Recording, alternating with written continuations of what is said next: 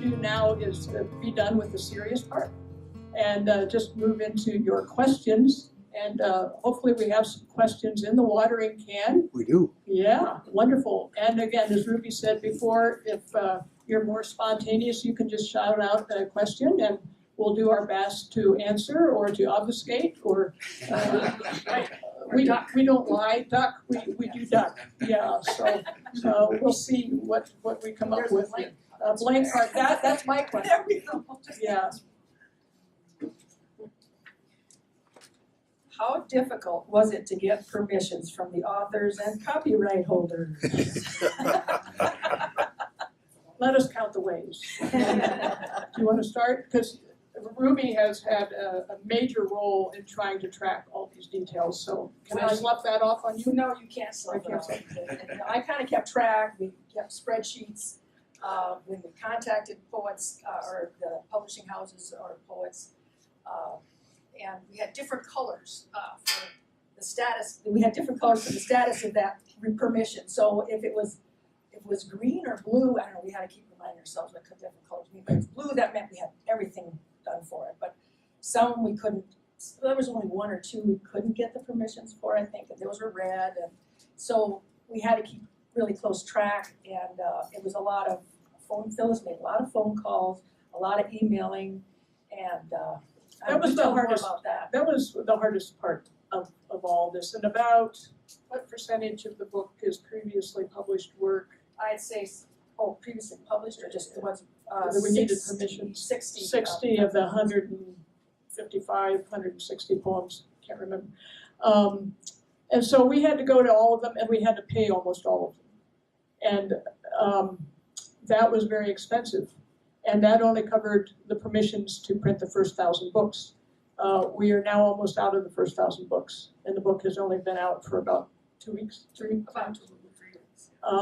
So we're having to go back. Actually, we started in August going back to get permissions for the next 2,000 books, and we're having to pay for those. This is all out of the proceeds, and so the proceeds may or may not cover it. This is a labor of love, and you just go in and you know that this is going to be one of the really tough parts, especially when people are buying books off of Amazon and other such places that take a huge cut of the money. So by the time they take their cut, Ingram takes their cut, the publisher takes their cut, and we're down to having to sink ours back into the next round of permissions. It's just really, really hard. Then you have the whole transatlantic situation, where you're trying to get permissions from people in other countries, and you're on different time zones and all of that. So this administrative detail, is not very creative, but it's essential. And so you just have to, slough your way through it. Yep. Does that answer the question? You plow. It is difficult. And we had people tell us ahead of time, this is just going to be a labor of love. You're crazy if you start this. We had a lot of people tell us, you're crazy. And we didn't believe it until we were just a few months into it. And then we were in the slough of despond, So. Well, we were encouraged when we started out. We got advice from several different people that have done things like this before. And they kind of recommended that we solicit submissions rather than seek permissions because it is expensive and it's so difficult. But each of us had kind of collected our own favorite poems. We had a favorite poem file. And so we really, really wanted some of those poems, and we just had to have those in there. So one of the fun things is that we couldn't afford to do all previously published poems, So we also solicited a lot of lesser known poets whose work is also very good. And we asked them to submit work for our consideration, and then we had a rubric by which we judged those and selected which ones we would want to add. And so one of our joys has been, you have a poet who has very little name recognition right next to Mary Oliver, or right next to Jane Hirschfield, and they get their copy of the book, and we get this email from this poet saying, I swooned. I couldn't believe that I was right next to, and then they would look up their name in the back, and in the index, they're listed by 3 really reputable poets, And it's like, you really think we belong in the same book with those people? And it's like, yeah, you know, just because people don't know your name doesn't mean your work shouldn't be out there. So we've taken a particular joy in that, I think. And another one. You have 25 nations represented, Nobel Prize winners to Pulitzer Prize winners are conservative voices included in this collection. What is the definition of conservative? That's your question. That's me, Phyllis. We have these conservative, progressive discussions all the time. Yes, we do. That's not your handwriting. Yeah. We didn't look at it as conservative or liberal. We were, these concepts, I think, they come from a different place. They're human, this is humanity. And so whether you're conservative, a liberal, it doesn't matter, you're human. And we all share those human experiences. We all share grief, we all joy and grief, it's all thrown together. So that's the best I can do. That's why I edited the book with you. So you get to pull one now. That's good. Well said. Okay, all right. Yes. We seem to be telling young people can reach success only through STEM, science, technology, engineering, math. How do we re-inject poetry and all literature back into that conversation? That's a very good question. Have another session? Yeah, that's something I've thought about a lot because I really feel like the arts are left out and they are a vital part of the STEM classes. Yes. I just read about a Girl Scout troop that calls it STEAM, and they've Ah, injected arts. There you go, Oh. there you go. Wonderful, thank you. Yes, Actually, a lot of publishers have injected that A in there too. It's great. wonderful. I wasn't aware of that.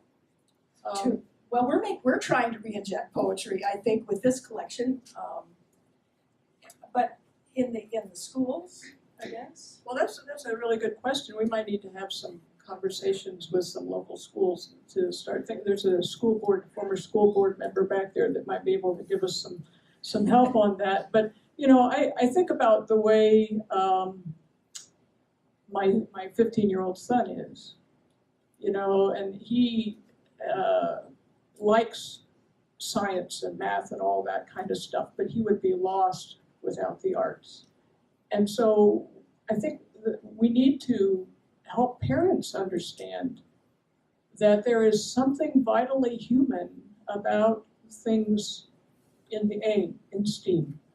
And I don't think that a lot of adults are convinced of that. We're in a culture that really does not give the arts its due, in my opinion. And so those of us who believe in them have to advocate for them. I'm sure most of you are in one way or another. And we just can't get tired. Or when we get tired, we have to keep going. Yes? May I suggest that that's your next anthology, to get poetry by young people? No, by scientists, By technologists, scientists.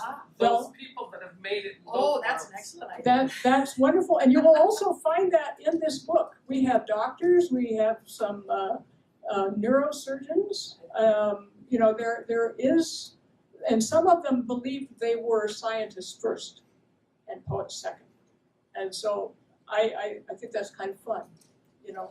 But there's a thought. If I ever want to do an anthology, that is an open question. Marianne. There is an anthology called Verse in Universe, which I know it came out several years ago, and the editor, I think his last name is Brown, and it's all poems, but have, by all different poets, but have some connection with science. So a poem about the universe or some aspect of the universe by Billy Collins. But it's a wonderful book. So verse and universe? Verse in Universe, yeah. Okay. So But it's like, it's not science over here and art over here and never the twain shall meet. It's just very much. that's, And the session I was at AWP, the guy was telling me, he just got mobbed. They were gone in a minute. So people are hungry to see that connection. I hope he had money for his permission. So, go right ahead.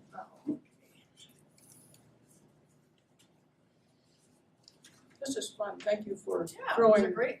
questions in. How did you stay mindful and positive while negotiating with authors and publishers? Well, We talked about this at lunch, didn't we? yes, we did. Yes, we did. You're prescient. Yeah.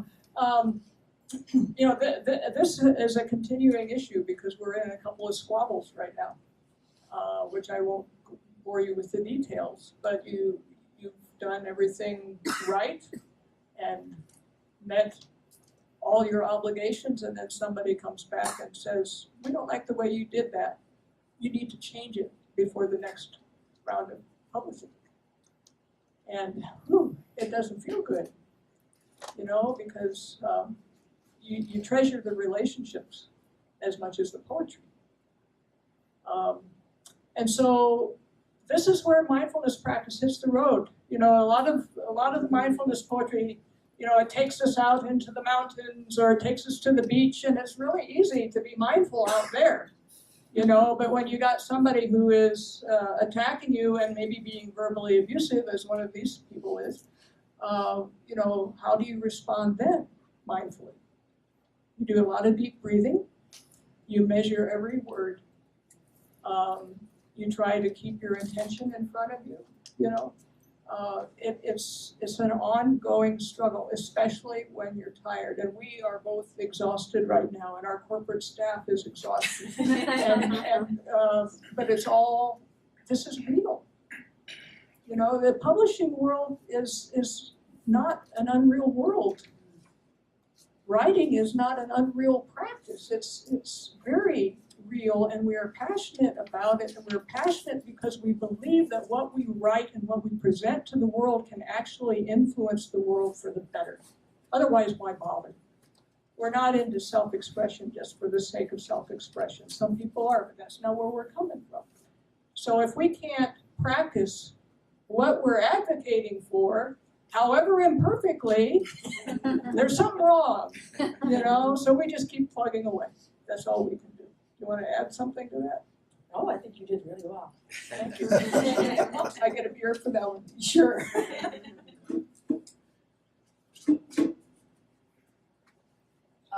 Did multiple poets collaborate on any of the poems? And how did you collectively decide which of your poems would go into the book? That's a story too. Yeah, that's yours. Well, you see, that I can do that. Multiple poets collaborating on the poems, I don't think it's a really cool idea. But yeah, I was very torn when we had gathered all the submissions of poetry, and we each wanted to have at least one of our poems in it. And I thought, well, you know, so what do I do? What do I pick out? And how do this I story. know? Yeah, I'm gonna tell this story. But I couldn't. So what I ended up doing was I snuck some of my poems in the stack of all the poems that were submitted. Anonymously. Anonymously, I didn't tell Phyllis. I probably should have told You Phyllis. should I did tell. that. I should have told her. But she didn't like any of mine.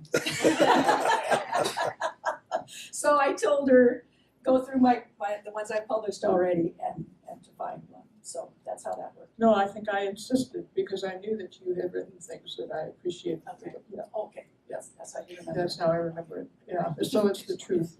Okay, Yeah. sure. Does that answer the question? How did you collect it to decide which of your poems? You mean our personal poems? Who wrote this question? Does anybody want to own up? Do you mean our personal poems? Okay, so, and I guess I forced my poem into the book. But I don't consider myself a poet, okay? But I had run this, with some assistance from Ruby, an online poetry project called A Year of Being Here for 3 years, where I was presenting a mindfulness poem a day. And I read a lot of amazing poetry during that time, you know. And then I came to the end of it, and I wanted to give everybody a gift to wrap it up. And I didn't know what to give them, and all of a sudden it occurred to me, write them a poem. It's like, I don't write poetry, but this poem came really fast. It's called On How to Pick and Eat Poems. And I did not want that poem in the collection proper because I don't feel like I'm a poet, but it felt like a prelude to the collection. It felt like a setting the stage for the collection. So we used it at the conclusion of the introduction. And that's how my poem got into the book, for better or for worse. How's that? Thanks for the question. Are you a poet? Are you? Good for you. Keep writing. Will there be another poetry book? I'm not a poet. And I have a couple novels I want to write. So probably not, but you're a poet, so you can answer that question next. Well, I don't know. I've not had much of a chance to really write my own stuff since we started on this anthology, so I've sort of been a lull, so I hope to, after we get a break, after this calms down a little bit, I hope to get back, really hope I can get back to my own writing. Yeah, she needs to, yep. I think poetry is different on paper in a mindfulness sense than it is on the internet. On the internet? On paper or the internet? Well, that's a subjective question. The process of holding a book. The process of, I need a book. I'm not a Kindle reader. I just can't get into that space as easily. And I also don't do my best mindfulness work staring at a screen. I do it with an actual pencil in my hand. 3D, I'm a 3D. And there's a poet named Wendell Berry, whom I'm sure you've heard of, who has a poem in the anthology that it's about writing poetry, but it's also about how to live life. And it's called How to Be a Poet. And one of the things that he recommends is that you live in three-dimensional, stay away from screens. And you can take that too far, but I think maybe, are you a little suspicious of reading on screens at all? I think part of the mindfulness of literature is holding a book. That to me. To you, yeah. I'm in that space. Are you in that space? Yes, I like to, sit with a book in the morning and read a few poems. And the physical book. I will go to, I like to check out Writer's Almanac and what the poem is for the day, but I think somehow there's more engagement with it. And For me, anyway. when we would receive submissions of poetry, we did not read them online. We printed them out anonymously, and then we created notebooks, and we would read the notebooks as if it were a book, and then we would start, our assessment. And then when it came time to put the book together, we actually had the poems laid out all over the floor and the kitchen table. Yeah.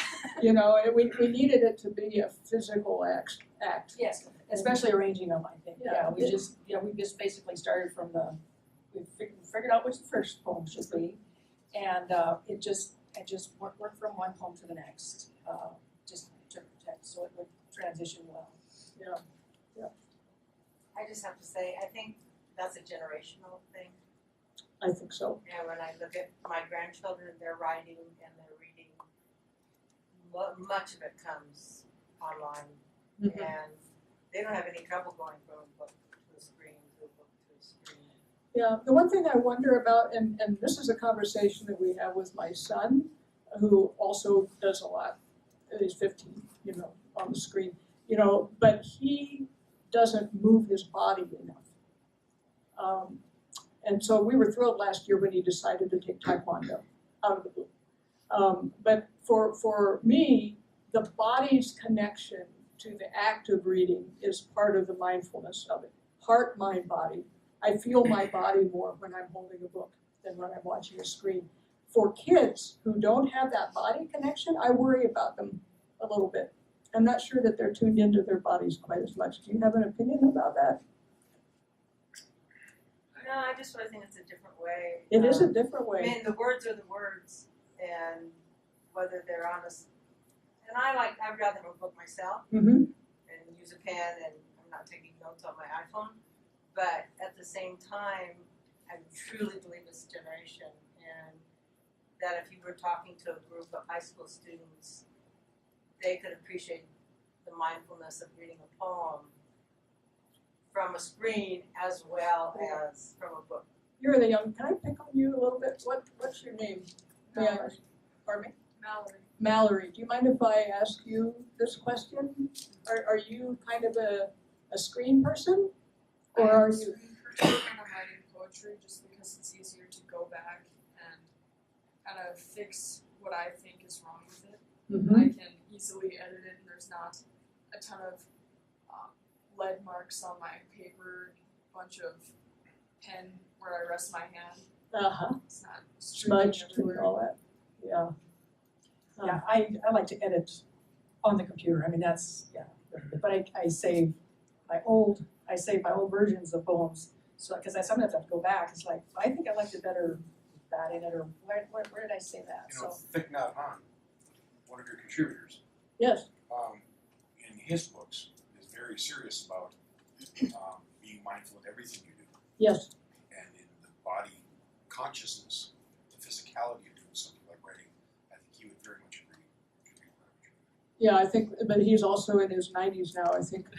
So the generational thing, you know, I don't know, but that's where I'm coming from is that mindset. That's my personal bias. Yeah. I'm not a poet and I stand in awe of poets. But to me, part of it's not a poem until I've heard it. It's very Yes. auditory. And to me, I would much rather hear a poem than read a poem.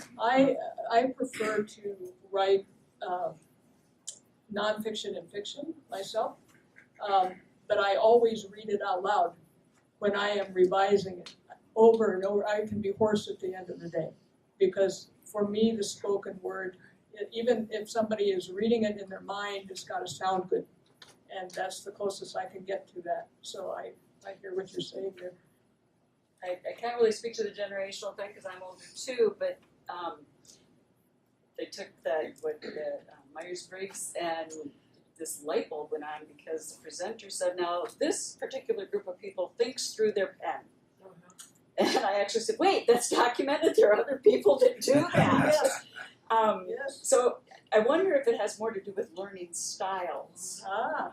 And I would also say that my generation and my mother's generation has not necessarily been more mindful of their bodies because we have had a tendency to push past the wisdom of the body Yes. and let the mind have its way for way too long, and then we pay the price. Yes. I think Jane Hirschfield has some really good poems that kind of address